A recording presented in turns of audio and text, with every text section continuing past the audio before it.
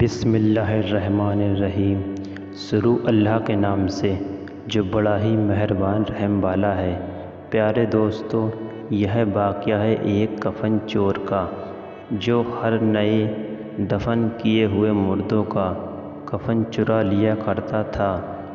میرے پیارے دوستو، آپ اس واقعے کو پورا سنیں۔ ہم امید کرتے ہیں کہ آپ کو یہ واقعہ پسند آئے گا۔ اگر ویڈیو پسند آئے تو ویڈیو کو لائک کریں اور چینل کو سبسکرائب کر کے گھنٹی کو آل پر پریس کر دیں۔ چلو واقعہ شروع کرتے ہیں۔ ایک بزرگ جن کا نام حضرت سیدنا اسحاق رحمۃ اللہ علیہ ہے، آپ فرماتے ہیں کہ ایک شخص ہماری محفل میں آیا کرتا تھا، مگر اس کا آدھا چہرہ ہمیشہ چھپا رہتا تھا۔ ایک مرتبہ میں نے اس سے پوچھا کہ تم اپنا آدھا چہرہ چھپائے رکھتے ہو، اس کی کیا وجہ ہے؟ مجھے اس راز سے آگاہ کرو۔ اس نے کہا کہ اگر آپ امان عطا فرمائیں تو میں اپنا معاملہ بتاتا ہوں۔ اصل معاملہ کیا ہے؟ اجازت ملنے پر اس نے اپنی داستان کچھ اس طرح سنائی۔ اس نے کہا کہ میں کفن چور تھا۔ میں نے کئی قبروں سے کفن چرائے۔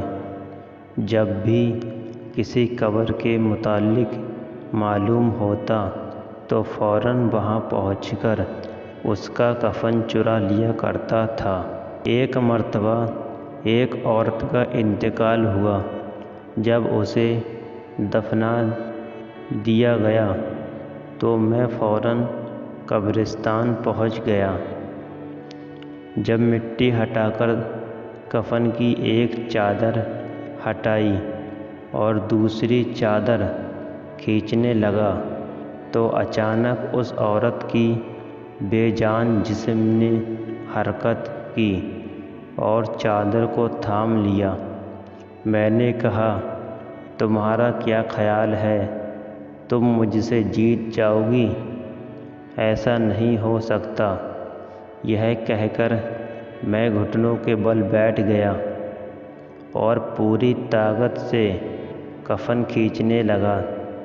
اسی وقت اس عورت نے مجھے ایک زوردار تھپڑ مارا اور میرے چہرے پر بہت زیادہ جلن ہونے لگی۔ یہ کہہ کر اس چور نے اپنے چہرے سے کپڑا ہٹا دیا تو اس کے گال پر انگلیوں کے نشان چھپے ہوئے تھے۔ میں نے کہا، پھر کیا ہوا؟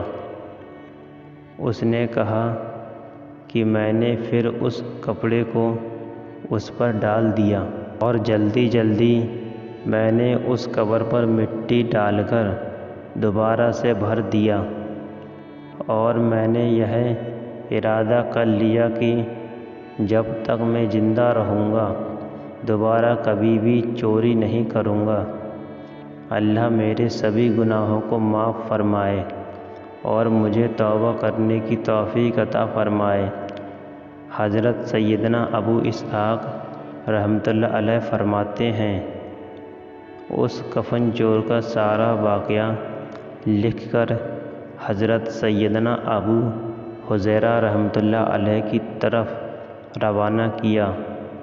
انہوں نے جواب میں لکھ کر بھیجا کہ اس سے پوچھو کہ جو مسلمان قبلے کی طرف دفنائے گئے تھے، کیا سب کے چہرے قبلے کی طرف ہی تھے یا قبلے کی طرف سے پھر گئے تھے؟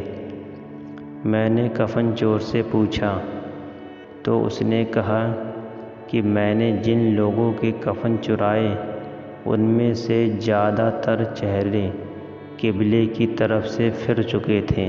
حضرت سیدنا ابو اسحاق رحمۃ اللہ علیہ فرماتے ہیں کہ میں نے یہ بات لکھ کر حضرت ابو حریرہ رحمۃ اللہ علیہ کی خدمت میں بھیجی تو انہوں نے جواب میں یہ تحریر بھجوائی کہ جن لوگوں کے چہرے قبلہ سے پھر چکے تھے ان کا خاتمہ سنت پر نہیں ہوا ہے۔ دوستو، قبر اور آخرت میں لمحہ بھر کا عذاب بھی برداشت سے باہر ہوتا ہے۔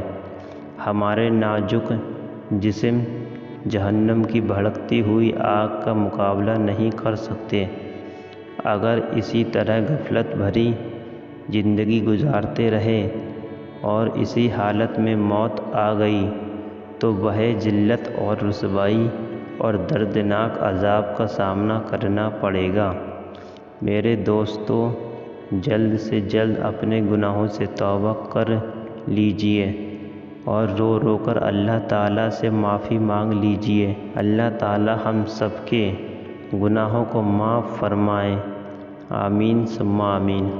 ملتے ہیں نیکسٹ ویڈیو میں، تب تک کے لیے خدا حافظ۔